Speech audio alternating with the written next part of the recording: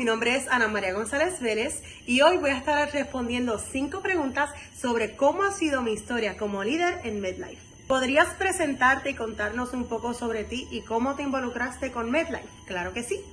Como ya mencioné, mi nombre es Ana María González Vélez, tengo 20 años, soy de Camuy, Puerto Rico y estudio actualmente en la Inter de Aguadilla.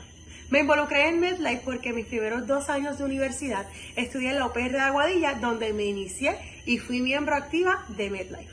Al cambiarme a la Inter de Aguadilla me percato que no hay ningún capítulo de MedLife activo, así que me comuniqué con mi chapter coach, Fresa Soria, y ella me ayudó dándome toda la información necesaria que yo necesitaba para poder abrir un capítulo en la Inter de Aguadilla. Fue retante porque este es mi primer año como estudiante de la Inter, o sea, que es un nuevo año escolar, un lugar nuevo, más el reto de abrir un nuevo capítulo, buscar todas las cosas de MedLife, más las cosas de la universidad que tiene que realizar, buscar un grupo de directiva que quisiera estar ahí conmigo ayudándome a crear esas cosas, todas las propuestas que tuve que someter en agosto. Fue bien cuesta arriba, pero lo logramos. Segunda pregunta. Sabemos que al principio estabas interesada en el SLT. El SLT es el Service Learning Trip. Pero luego aceptaste la presidencia con mucho entusiasmo. ¿Qué te motivó a asumir este rol de liderazgo? Bueno, ¿qué me motivó? Realmente ser líder es algo que siempre ha sido innato en mí. Siempre me ha gustado estar a la disposición de las personas, siempre me ha gustado enseñar, siempre me ha gustado ser de bendición para las personas. Y más cuando es por una causa y una pasión como lo es la medicina y la ciencia para mí. Tercera pregunta. En tan solo 10 días lograste reunir un equipo ejecutivo motivado y comprometido.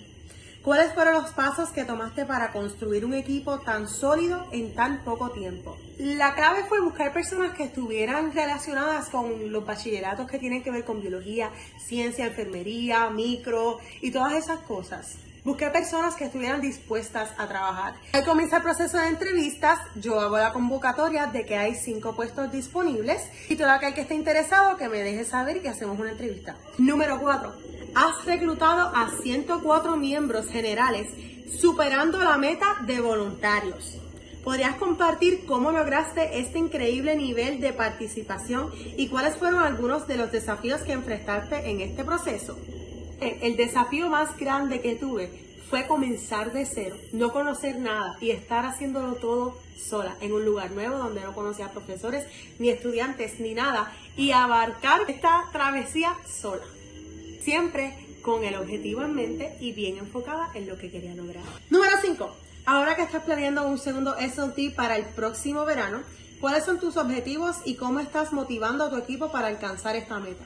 Primero, hablamos del SLT que tenemos en enero, en Cusco, Perú, del 11 al 19 de enero de 2025. Me complace anunciar que ya somos más de 21 personas que vamos para el Service Learning Trip.